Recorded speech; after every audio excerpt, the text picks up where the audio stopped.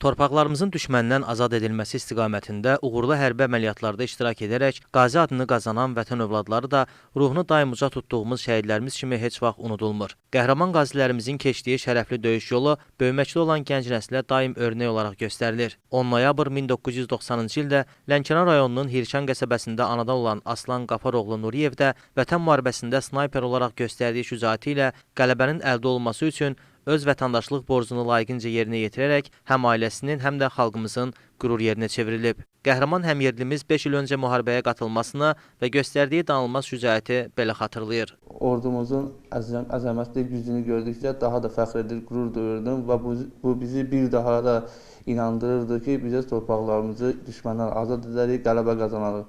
Və bu qələbə yolunda da döyüşməyəcə davam etdik və sonunda düşmənin döyüş meydanında belini qıraraq öz tarixi torpaqlarımızı, ərazi bütövlüyümüzü Ali Baş Komandanımızın rəhbərliyi altında bərpa etdik. Həmin o müharibə günləri bizim üçün həm ağır, həm də qürur verici idi.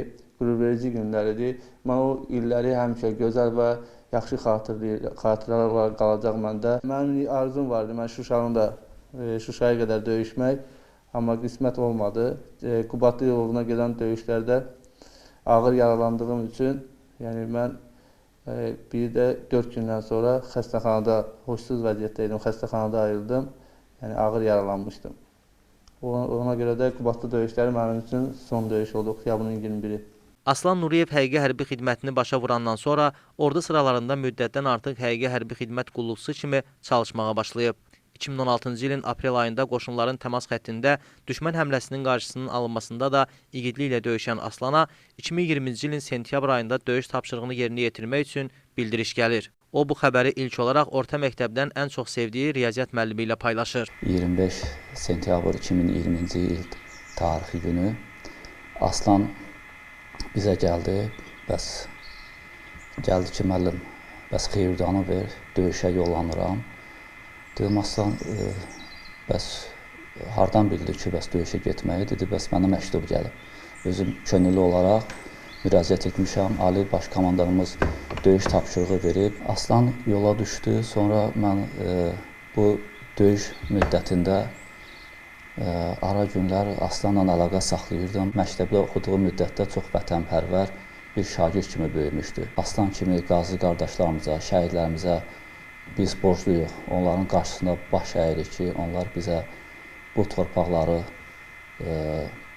azad edib bizə təhvil verdilər. Vətən müharibəsinin başladığı və davam etdiyi günlər xalqımız üçün böyük təlatüm yaratsa da, eyni zamanda da ard-arda qələbə xəbərlərinin gəlməsi hər kəsdə savaşın Azərbaycan torpaqlarının tamamilə işğaldan azad olunacağına əminlik yaratmışdı. Ali Baş Komandanın efir vasitəsilə azad olunan torpaqlarımız barədə şad xəbərləri xalqımıza elan etməsi Nuriyevlər ailəsinin də hədsiz sevincinə səbəb olurdu.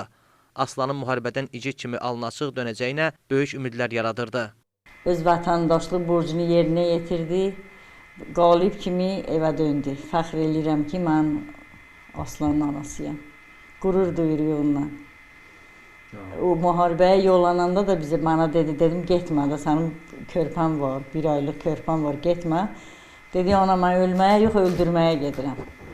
Mən də ona güvənib, ona halallaşdıq, yola saldıq müharibə. Müharibə qızğın gedirdi.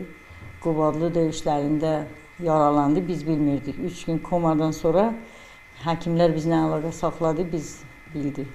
Bugün qəhrəman hərbiçimizin sinəsini Qubadlının azad olunmasına görə, Cəbrailin azad olunmasına görə cəsur döyüşçü medalları bəzəyir. Qeyd edək ki, Aslan 2 övlad atasıdır. O, müharibəyə qatılanda onun ilk övladı cəmi 1 ay idi ki, dünyaya gəlmişdi. Hazırda həmin uşağın yaşı 5 yaşlı qələbəmiz ilə eynidir. Bu müharibə Ali Baş Komandanımız İlham Əliyevin qətiyyəti və iradəsi ilə müzəffər ordumuzun gücünü, xalqımızın birliyini dünyaya göstərdi.